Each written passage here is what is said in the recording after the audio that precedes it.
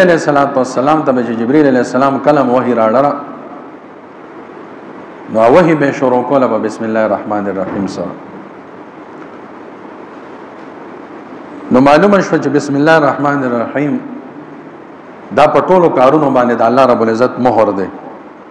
نو چې کوم یو کار د بسم الله نه شروع شو نو په دا کار کې به د شروع نه واله تر اخره پورې برکت بیا. نو دی وجنه نبی علیہ الصلوۃ والسلام د هر یو کار په شروع کې بسم الله الرحمن الرحیم وی. او نبی علیہ السلام فرمای مشهور حدیث دی کل امر ذی بال لم یبدا فيه ببسم الله فهو اقطع واجزم. چې کوم یو کار په شروع کې بسم الله او نو ویل شو دغه کار به د برکت نه خالی دی کې به برکت بیانی نبی علیہ السلام فرمای.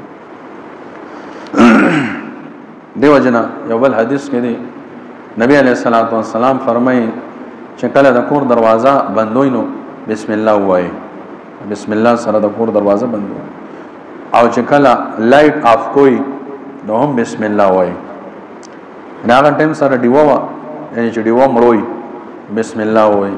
نن سبا لایټونه دي نو چې لایټ آف کړي نو بسم الله وایي.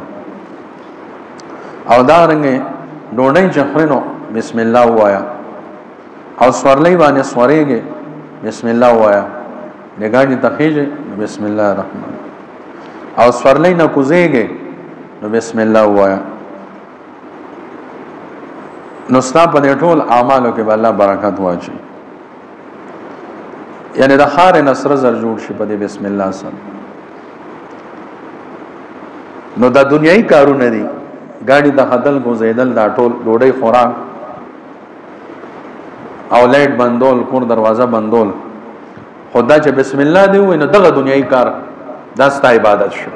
نه عبادت شو بسم الله په برکت سره.